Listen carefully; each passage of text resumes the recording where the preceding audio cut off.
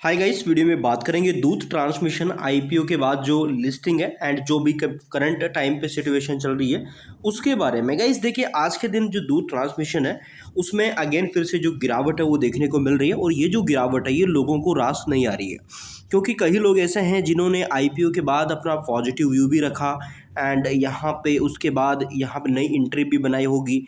And कई लोग ऐसे हैं जो लॉन्ग टर्म का भी सोच के चल रहे हैं, बट फिलहाल गिरावट देखने को मिल रही है। देखिए, मैंने आपको एक चीज़ बताई थी कि जो यहाँ पे फोमो है वो क्या होता है।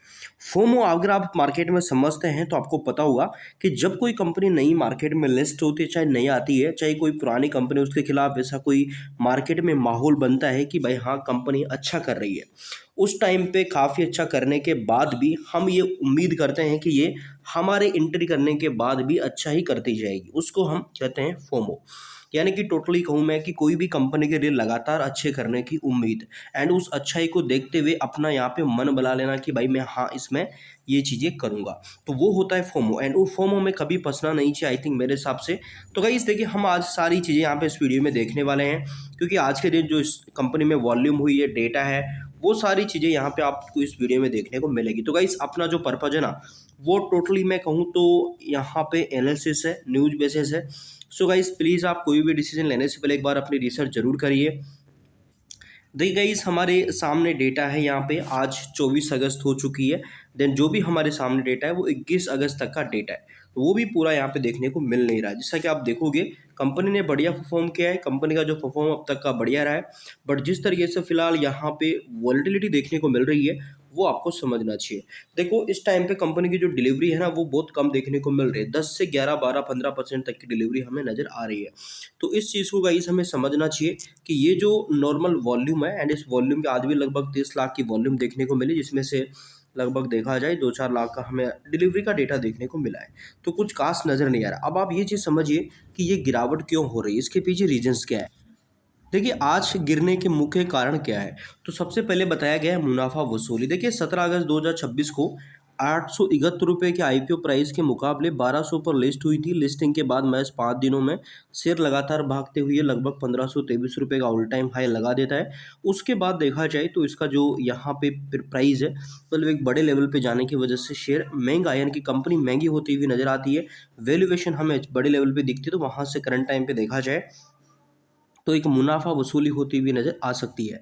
महंगा वैल्यूएशन ये जैसा कि आप देखोगे गाइस P70 को क्रॉस कर गया था एंड एक्सपर्ट्स का मानना था कि ऑटो कंपार्टमेंट सेंटर में औसतन जो पी रेशो है लगभग 55 के करीब रहता है एंड ये वैल्यूएशन काफ़ी महंगी हो चुका है। इसके कारण शॉर्ट टर्म में इन्वेस्टर्स पोजीशन हल्की कर सकते हैं, ऐसा यहाँ पे देखा जा रहा था। इसके बाद देखा जाए लेटेस्ट न्यूज़, तो देखिए ब्रोकरेज की बाई रेटिंग और टारगेट्स यहाँ पे, तो एम्बिट कैपिटल ने क्या किया था, हाल ही में कंपनी को लेकर कुछ पॉजिटिव रेटिंग्स जारी करी थी एंड महंगे वैल्यूएशन के बाद भी पॉजिटिव रेटिंग्स यहाँ पे रखी थी। इसके बाद सेबी यानी कि सेबी का डिस्क्लोजर हाल ही में स्कैनर के डेटा के अनुसार ड्यूस बैंक ने क्या किया था, लगभग यहाँ पे तकरीबन 42.41% की हिस्सेदारी को लेकर कुछ इनसाइड डायरेक्टर ने जो यहाँ पे इनकम्बल्ट यानी कि बाहर गिरवी से जुड़े पुराने डिस्क्लोजर जो एक्सचेंज है उनको सबमिट किया था। इसके बाद देखिए प्लांट विस्तार को लेकर भी खबरें आई थी कि कंपनी आईपीओ से जुटाए गए पैसों को लगभग 150 करोड़ रुपए का जो इस्तेमाल है हरियाणा और यहाँ पे होमूर तमिलनाडु में नए वायरिंग हार्मोन्स जो प्लांट है वो लगाने में कर सकती है, जिसका उपलब्ध क्षमता यहाँ पे कंपनी की बढ़ सकती है।